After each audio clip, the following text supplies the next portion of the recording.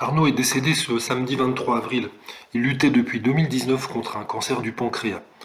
Adamo, qui le connaissait bien, avoue être sous le choc. Il dit qu'il doit faire un effort pour surmonter son émotion et pouvoir venir témoigner. Il connaissait très bien Arnaud. Parmi les collègues chanteurs, c'est un de ceux qui connaissait le mieux. Il s'appelait régulièrement.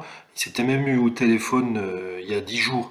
Adamo lui avait demandé s'il pouvait venir lui rendre visite et Arnaud avait répondu: je te rappelle. Et voilà, malheureusement, c'est quelqu'un d'autre qui a appelé Adamo pour lui apprendre le décès d'Arnaud. Alors ils ont fait plusieurs fois des duos sur les filles du bord de mer. Adamo avoue qu'il doit beaucoup à Arnaud parce que le fait qu'un rocker ait repris une de ses chansons, ça lui a donné une certaine crédibilité vis-à-vis de son public. Et à partir de là, il a vu des jeunes venir à ses concerts. Et à chaque fois qu'il se voyait, c'était toujours de l'humour. Arnaud était l'être le plus authentique qui soit, selon Adamo. Il avait une espèce de détecteur de frime, et dès que quelqu'un frimait, il le remettait à sa place, avec une pirouette. Et ce qu'Adamo retient aussi, c'était l'immense discrétion d'Arnaud, qui avait une élégance un peu bourrue, c'est vrai, mais une élégance quand même. Et quand ils s'étaient rencontrés pour la première fois, en sortant d'un studio, Arnaud lui avait dit: toi, je t'aime bien, et bientôt, tu vas avoir une surprise. Et la surprise, c'était justement l'enregistrement des filles du bord de mer. Et Adamo dit qu'il allait le voir plusieurs fois chez lui. Arnaud est également venu chez Adamo.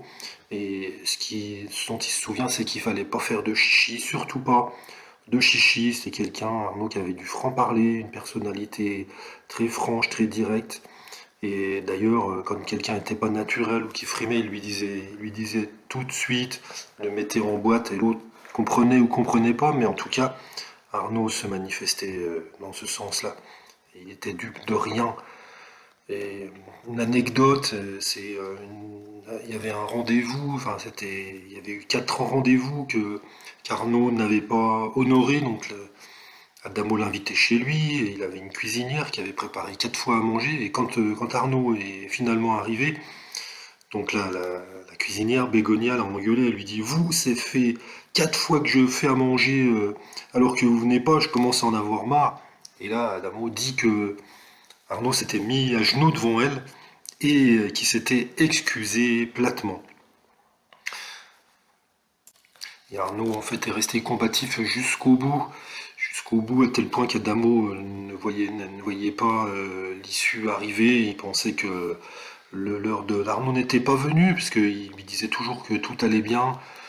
Et Adamo dit qu'il est dévasté, et qu'il gardera un souvenir impérissable d'Arnaud et qui lui dit au revoir. Salut.